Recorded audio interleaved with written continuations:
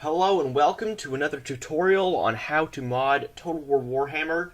This is the series in which I'll be going from start to finish on how to create a mod, and so far we have a unit that goes into battle. It has the bombs that we require. We're making a Pigeon bomb unit, and but right now it looks exactly like a Fellbat unit. The unit card looks exactly like Fellbats, and we just want those to look like pigeons. So for the rest of the tutorial, we will be using Pack File Manager. We have no use for the assembly kit anymore. So yeah, let's get started.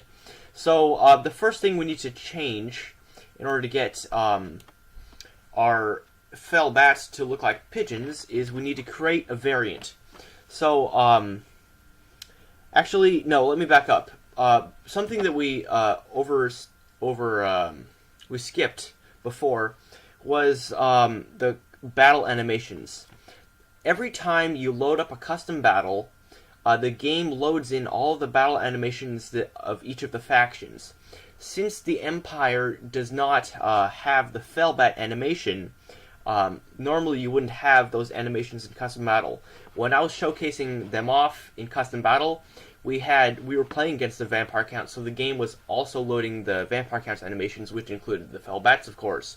So what we're gonna have to do is we're gonna have to include those. We're gonna make the Fellbat animation part of the Empire's animations. So we haven't really used Pack File Manager all that much yet. So what we're gonna do is we're gonna right click on DB and add from pack. So just add the vanilla file from the data.pack. We opened our directory up here,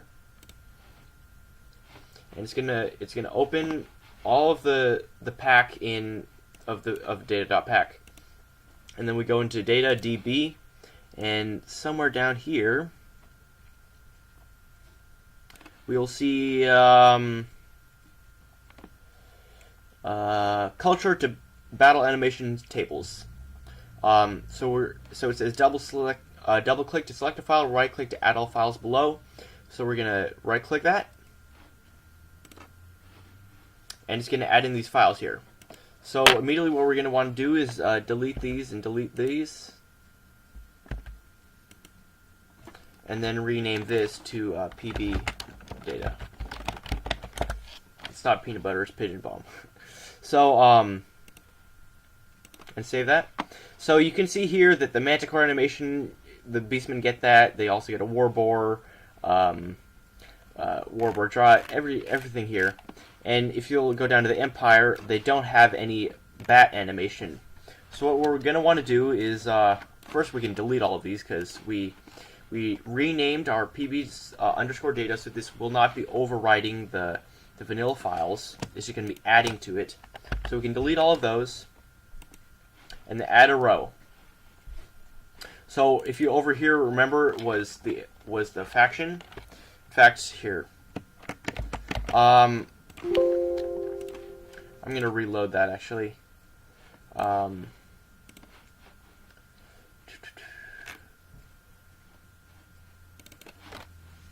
Because we need to copy the name of the Empire just to make sure we're not messing up in any way. So we're going to go over here. We're going to add a row. Then we're going to copy this. Fine. Copy that. Come on. Paste it in. And then from our land units is remember where we just told the game where we would have those animations. So we're going to scroll down to our unit. I've not cleaned this out yet. I've not deleted everything but this one. But you can do that whenever. So yeah, we're going to copy this. It's important that you have the exact same naming, because if you don't, then it's gonna screw up, because it's gonna have an error. It's gonna look for the wrong thing, and it's in general bad. So yep, Empire now has the bat animation, so if you don't have this, the bats will, or whatever unit, will just stand still in like an idle position that doesn't move at all, kind of like just like a mannequin. So yeah, that's the first thing out of the way that we forgot before, and and then we can get started actually making our unit look like the unit. So this is done with a variant mesh definition. So a variant mesh definition basically is an XML file that tells, here, I'll load up one. So here's the data.pack. It does not include variant mesh definitions. Variants and variants DDS, variants includes the variant mesh definitions.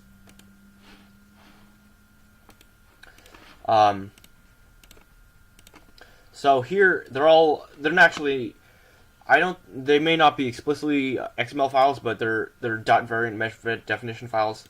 They're basically files that tell, if we look at demigriff here, we can open them as text, and it tells the game which pieces of armor and which pieces of things to put on our unit. So, if we look at the Fell Bat one,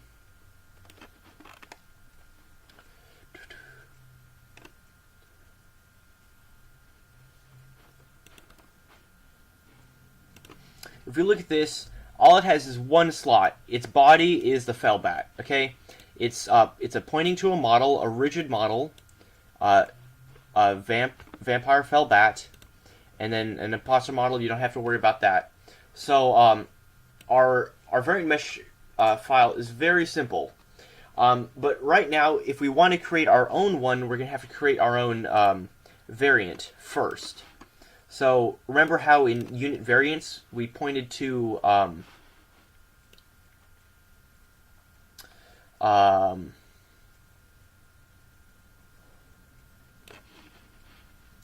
in our unit variants we pointed to the bat variant. So what we're going to want to do is we're going to want to create our own variant that points to our own variant mesh definition. And for now, we'll just copy the variant mesh definition of the Fell Bat, and in a later episode, we'll actually change what that does. So we're going to copy the variance tables table.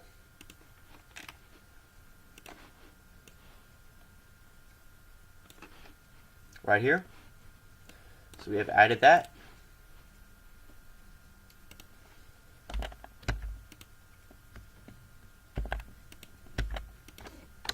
And this table takes in a variant name and just points to a variant mesh definition. That's all it does. Pretty simple. So what we're going to want to do is create our own.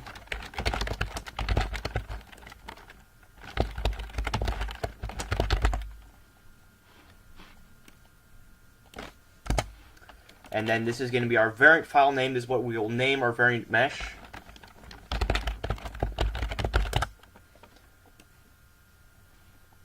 And then mount scale 1. We don't want any variation, so set that to 0. We want them all to be the same size. You can tell just based on things. Heroes. This is where heroes get their size, and how all rescale mods are just changing these numbers here. So fairly simple. If you just want to scale up a unit, like you make a giant zombie or something, you can just scale this up really huge. So that is some pretty cool uses for this table right here. And then, yep, we're just pointing to this variant file, and we will actually have to add that in later, but first we need to make sure our unit variants points to that. So if we go back to our Pigeon Bomb, we don't want to point to Vampire Bat. We want to point to Empire Pigeon. Unfortunately, the pack file manager doesn't update very well. You see how it's a drop-down menu. It hasn't updated yet. Even if we save, it won't update. So we'll have to close the entire thing and then open it again, which is not ideal, but it's just something you have to do. So if you like have a drop down menu, you might just want to save your work and try to reload the thing. So we're gonna have to go down to Empire Pigeon again.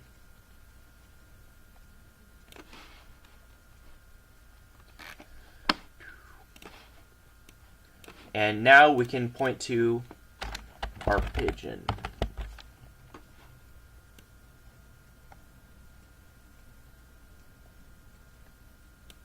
Right there. And then we're also going to want to point to our own custom unit card.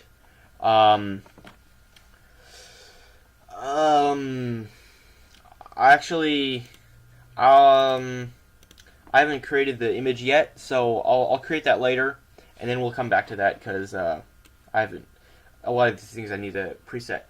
So right now, our unit variants takes in our unit, gives it a name, and gives it a variant, which is Empire Pigeon, and then it has a unit card, which we will do later.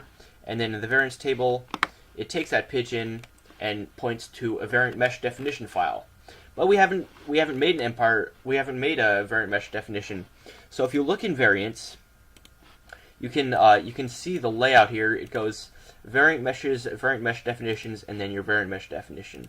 So what we're going to want to do in Pigeon Bomb is first save, and then add empty directory, and this is just a new subset or something, and we're going to want to copy this, so rename it to variant meshes, and then we're going to add another empty directory, and we're going to call this variant mesh definitions. We're just copying this up here.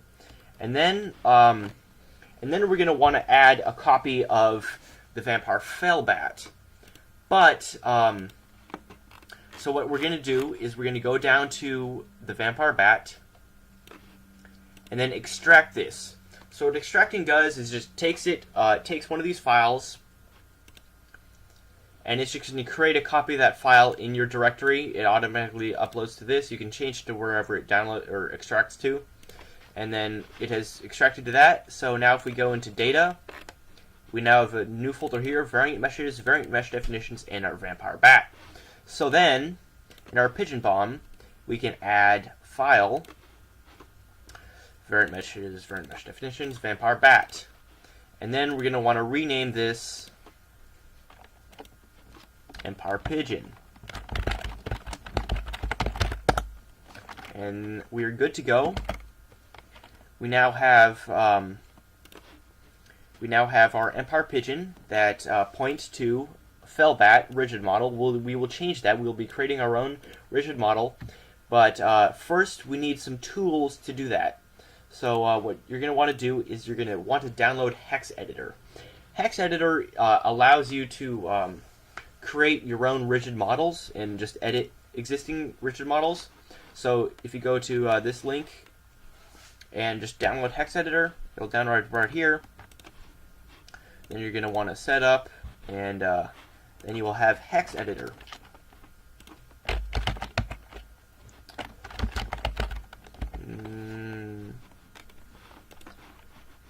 Sorry.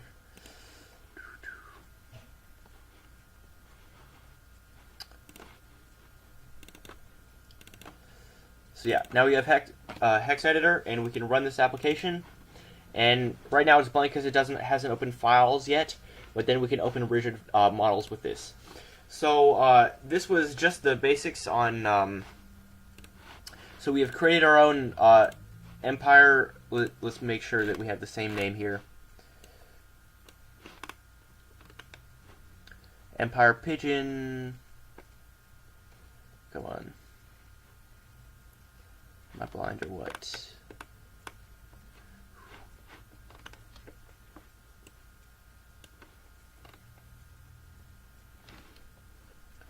It should be right there. Oh my gosh. Oh, it's probably at the bottom still, yeah. Okay.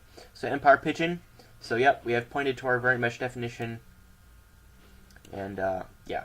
So we will be editing this this thing next time and getting into the actual DDS editing and creating the bat, basically turning it white. We're not gonna do much. I'm not super skilled at this. This is my area of least expertise, but there are some people that make really amazing DDS files and really amazing models that are completely custom.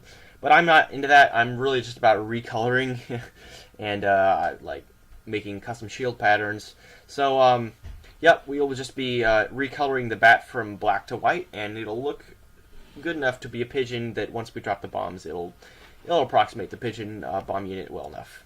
So yep, I'll catch you next time.